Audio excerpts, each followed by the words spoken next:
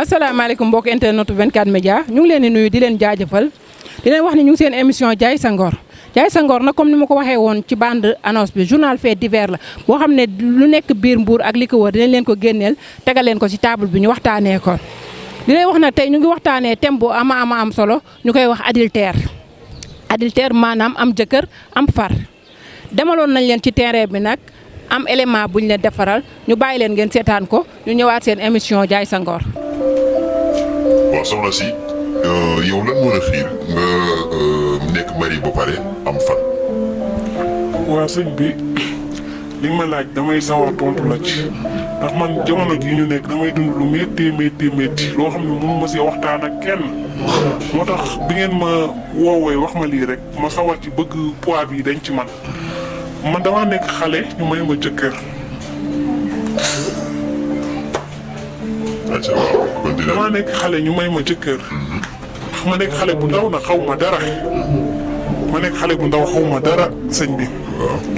sama jëkkër day tukki nekk fi muy Amérique.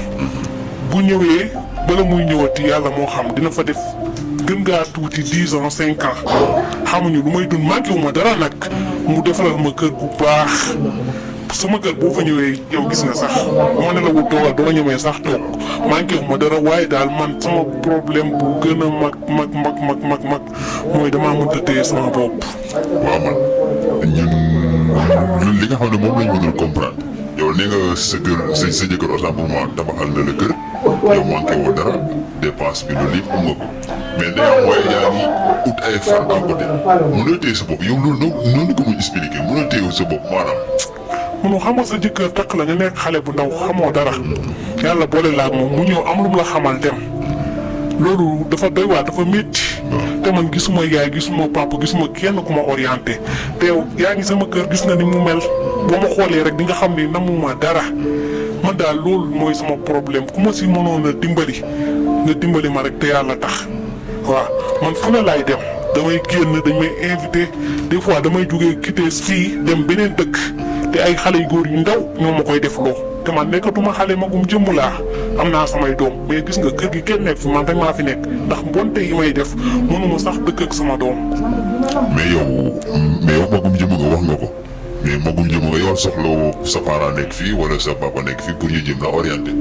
yow lépp looy def yow en âme et conscience yow war nga ko mën a jël en charge xam gravité situation yow bi ngay def. xam naa ko mais dama ko mënta bàyyi. bëgg naa ko trop nag su ma amoon ku ma si jàppale ma jël parce que dama lay wax de man journée bi waxuma la benn góor waxuma la ñaari góor waaye fukki góor bu ñu ñëwoon dinaa sekk ak ñoom. mënuma leen maanaam tey journée bi. waxuma la benn waxuma la ñaari mais fukki góor doyuñu ma journée bi bu ñu ñëwoon ma sekk ak ñoom man damaa mel ne ku feebar ku àndatul ak sama soxna si yow li ngay wax ni doy na waar bi. doy na waar loolu moo tax ma bëgg ku ma dimbali jàppale ma rek te yàlla tax te nag maa ngi ñaan mbokk internetu 24 média yi bu ma kenn jugé ñu dimbali ma rek jox ma ay conseils